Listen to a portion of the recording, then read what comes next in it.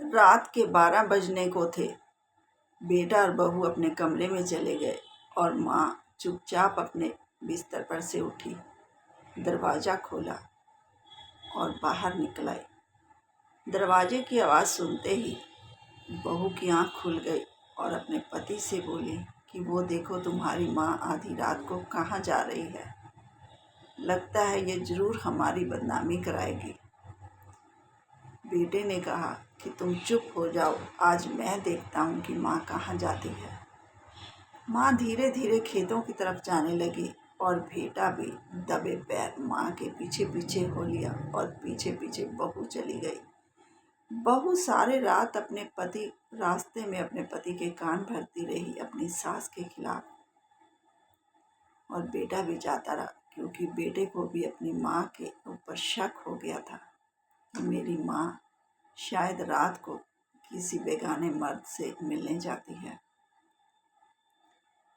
माँ धीरे धीरे जा रही थी और फिर जहाँ पर उनके खेत थे, जहाँ पर उनके पति को जलाया गया था, माँ वहाँ पहुँच जाती है और वहाँ पहुँचकर सुबक सुबक के रोने लगती है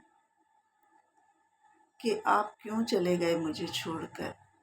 घर में बेटा है, बहू है, लेकिन वो तो सारा दिन अपने काम में बिजी रहते हैं। मैं सारा दिन अकेली रहती हूँ, मुझे कोई नहीं बुलाता। अब मुझसे नहीं जिया जाता आपके बिना। मुझे पता है कि अब आप वापस इस संसार में नहीं आ सकते, मेरे पास नहीं आ सकते, लेकिन प्लीज़ आप नहीं आ सकते, मैं तो आ सकती हूँ ना। मुझे भी अपने पास बुला लो, अब मुझसे नहीं जिया जाता। बेटा और बहू पीछे खड़े हुए ये सब सुन रहे थे। अब बेटे से रहा नहीं गया। बेटे ने नीचे बैठकर अपनी माँ के गले में बाहें डाल ली और सुबह सुबह के रोने लगा कि माँ, आज के बाद ऐसा कभी नहीं होगा। बेटा रोता रहा, लेकिन जब थोड़ी देर के बाद बेटा खड़ा होने लगा तो माँ वहीं लुढ़क गई। अब माँ की सिर्फ मिट्टी थी, श्वास नहीं।